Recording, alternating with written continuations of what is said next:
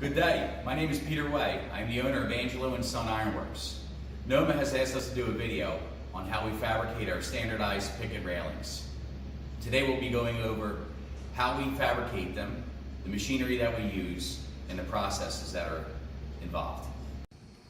All right everyone, so here's a quick shop tour of the machinery that we use. Got our drill presses, our LS2000, all of our steel on our steel rack, our Scotchman iron worker that we use for punching, our chop saw, layout tables, horizontal bender, power hammers, and our trusty Hausfeld. Please keep in mind that most of our safety devices were removed for the idea of this video so everybody can see everything clearly. So here's the material we'll be using: 1 3/4 cap rail, 1-inch channel, a standardized 32.5-inch half-inch square picket, 1-inch square tube. We'll be using these layout tools: framing square, bevel square, small framing square, and a piece of 1-inch channel, along with our 2x3-inch, 1/4-inch thick channel that's on a slide rule with our custom clamping system. This runs parallel with the bottom edge of our table and is able to help us keep everything straight. Our top rail and channel have these custom bent U's that we use to lock everything down. This keeps it square to the table, and then we'll be able to place it where it belongs and clamp it down. Here is 3 steps in the landing. They have 7.5-inch rise, 12-inch tread. Top post is 4.5 inches on center, bottom post is 4 inches. We take a nose-to-nose measurement of 43 inches to double check. Our standard issue railing is 36.5 inches tall overall at the level, and anywhere from 34.5 to 36 on the step railing.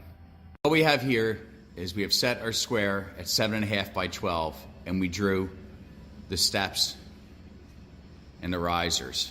We also marked off the back side of our posts. We tend to do everything on a center measurement.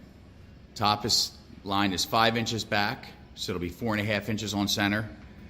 Bottom line's 4.5 inches back, so it'll be a 4-inch on center.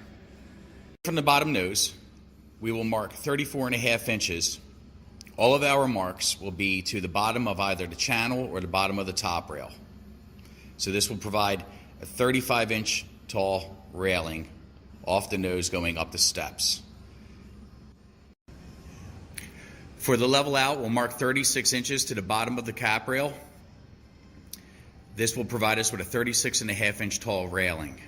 This gives us also a leeway if there's level railing in any pitches that we'll be able to adjust down to 36 inches. Now we will strike a line at 34.5 inches going parallel with the nose of the steps. The key to the layout is to be parallel with the bottom edge of the table. At the 36-inch mark, we will square off from the post for the level out on the railing.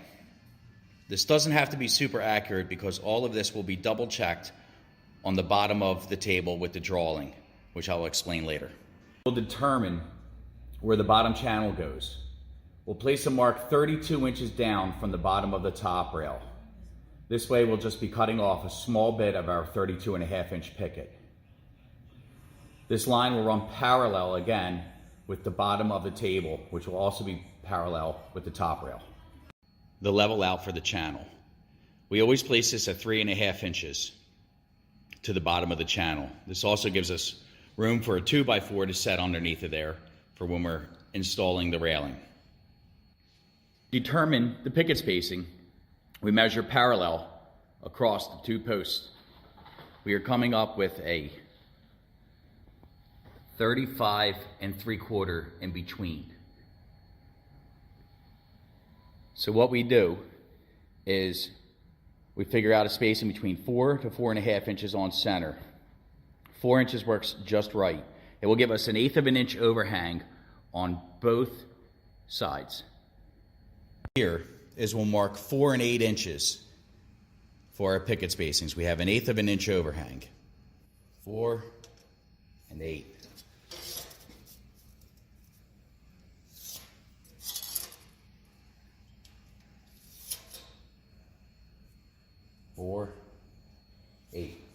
Okay, now that our pickets are in place, you will notice that we do not pass the 6-inch code mark in the triangle of where the bottom rail and the noses meet. For residential railings, we normally don't care about this because I refuse to put the channel on top of the nose. Now that the drawing is complete, we take the measurements for the material that's needed. We tend to go 4 inches into the masonry. So that makes our bottom post 41. Our top posts are almost always 40. We add 12 inches for our lamb's tongues on both sides. So the top rail will be 68 and the channel is 45 inches. We make it a little long, room for error. Brian will be cutting the ends for our lamb's tongues. It's a process that we've used over the years. It's not probably the least efficient part of the whole process. Now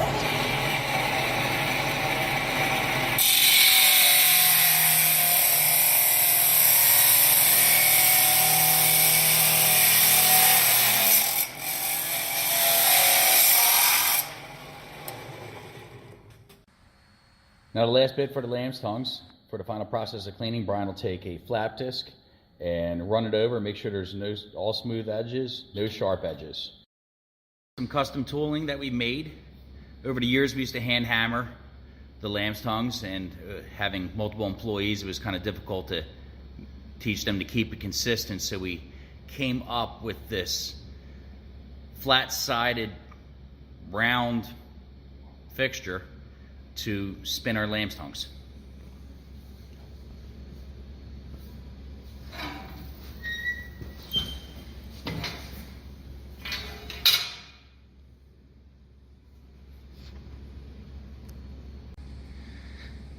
Next, we'll finish the final process of bending the lamb's tongue around. This is set up on our Hausfeld. We have a start and an end.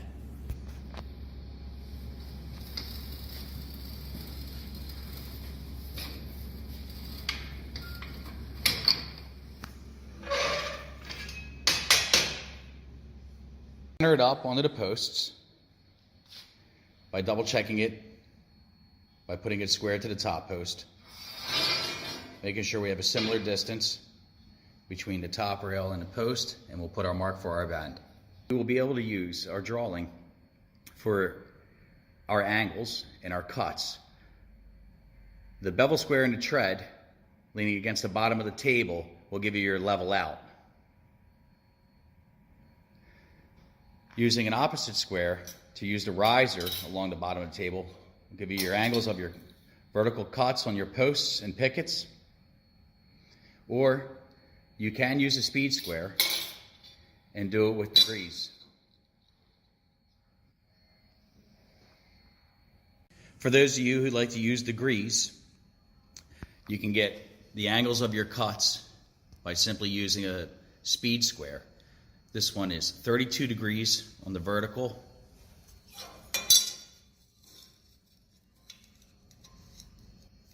and 58 degrees on the level.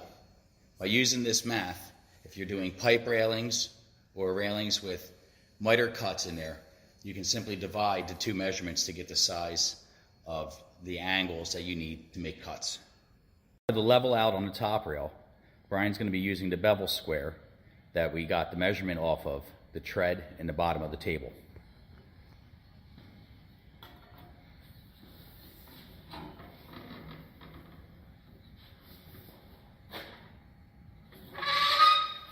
From here, we will double check it on the bottom of the table to make sure it's correct. We are going to double check our bevel. We keep the cap rail flush with the bottom of the table, and we line it up with the bottom tread to make sure that it lines up and it's actually parallel. Next step is using the bevel square that we took our angle off of the riser in the bottom of the table, and we'll mark the bevel of our channel where it's going to meet the bottom post.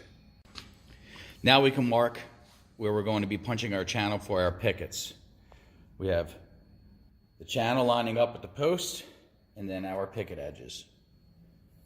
Now this is hard to do on the camera. Now Brian is going to punch the channels.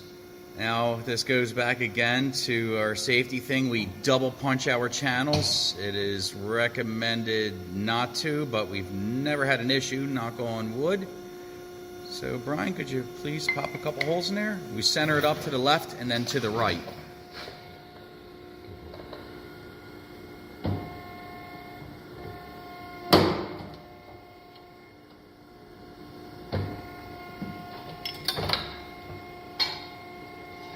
We're going to mark the bevel cut for the post on the first step. You can either use the square, the bevel square again, or for speed, we just line it up onto our table where our drawing is and mark it off.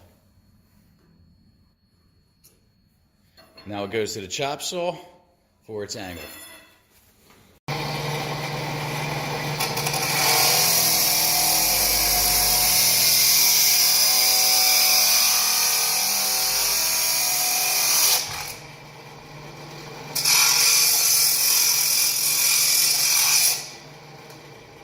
We are going to tack the post to the cap rail, and then we'll be able to align our channel up so that we can come down here and mark where the level out is and make the cuts. Now that the post is tacked, we always try to tack it on top, so when we put the channel in there to mark where our pickets go, it doesn't interfere. We have it lined up, and then we mark. We prefer to use the chop saw and put a slice in it. Others may prefer to put a bend, but I find this much more accurate.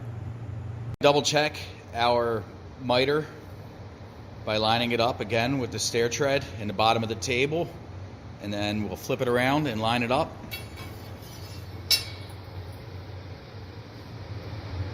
Line it up with the bottom.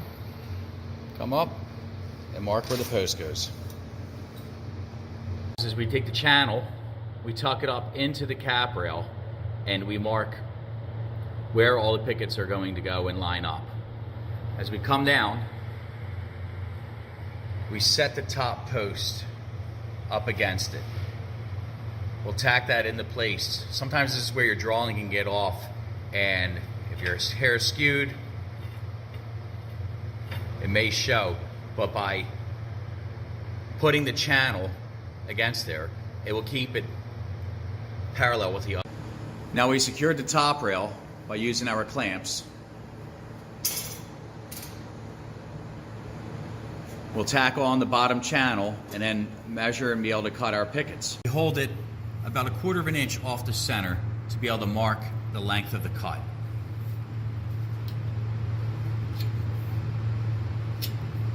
Now, since all of the pickets are the same size, we'll put a mark on the chop saw and we'll be able to cut all these pickets all one shot.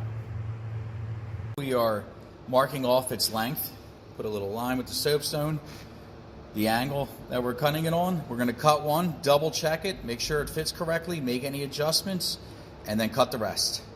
Okay, now the pickets are cut.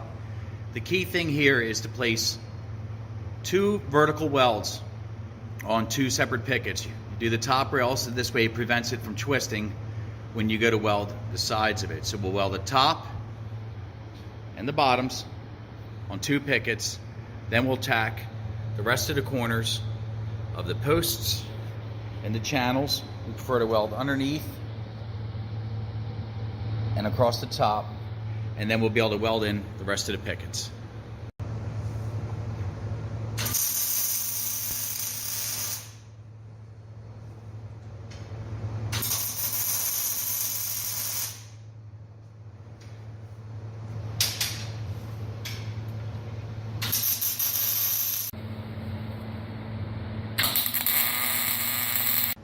Brian will take a grinding wheel to underneath all the welds underneath the cap rail, and then flat disc, anything flat that he can get to. Die grinders in on the inside. Sand, file, and clean. Okay, so here you have it all grinded up, cleaned up. Everything's nice and smooth. Corners going over with a die grinder. This guy is ready for paint. We take everything, epoxy prime, and then we top coat everything with a 2-stage DTM. These products work great. They seem to hold up. We've been using them for quite some time, and it gives off a nice finish. It lasts a long time. This concludes our step railing process. I hope you guys enjoyed this. I hope that everybody can find something a little useful out of it. If not, maybe a couple safety things from the video you could maybe use a little bit. Hello everyone, Peter Way again here from Angelo Son Iron Works. We are going to go over part 2 of our 2-part series for laying out level railings. We will again be using the 32.5-inch pickets that we have cut, molded cap top rail, 1-inch square tube post, and 1-inch punch channel. Here is a patio that we measured, and we're going to be concentrating on the 71-inch section that basically has 2 returns. So the top rail will have a 45 making a right on both ends.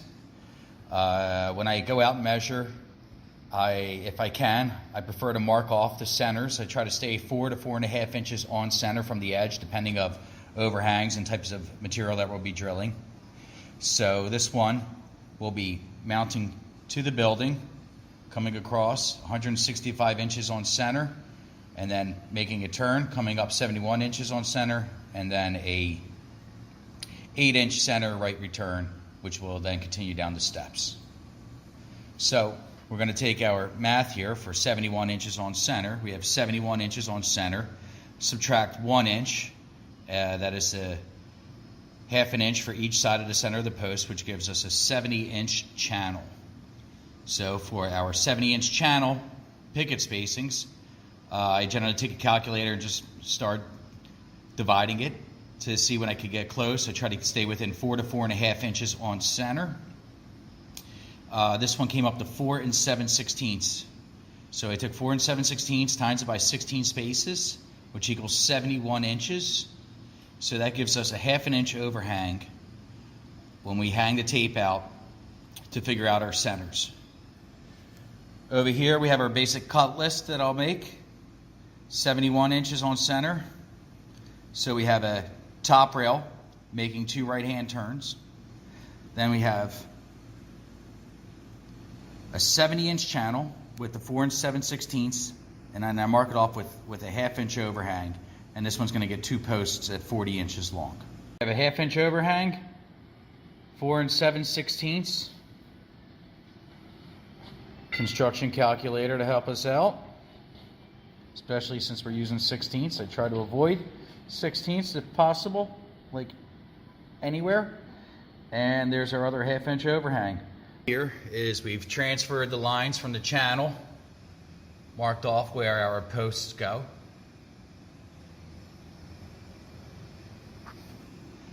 And now we have the last part of our system here is we have pegged our table. We drilled it out for 5/8 and had these pegs machined. We have square peg and round hole, and we also have round hole, round peg. For these railings, I prefer to use the square pegs. That way, in case I need extra clamping power to straighten it out, it works a little better. Now we also have our clamping system here. That again is a piece of 3/4 by 1/4 bent over on a piece of, we have a 2 by 3 inch by 1/4 inch thick channel, which we also have pegged and locked into this position. This will produce a 36.5 inch tall railing.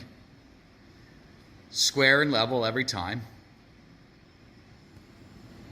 Simple, easy, and consistent. The next step will be placing the pickets and then welding on the sides of every third or fourth picket, top and bottom, to lock it into place. This will keep it straight and keep it from turning into a banana as you move down the line. We're tacked up in a handful of spots here.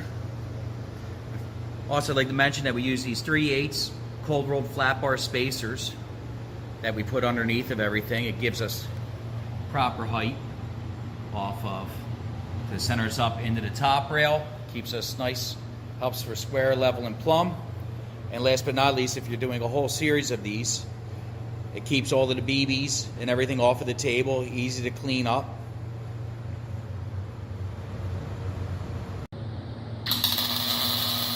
So Brian's going to be finishing up. Again, we took our picket, got it propped up, and we'll give all of these a run.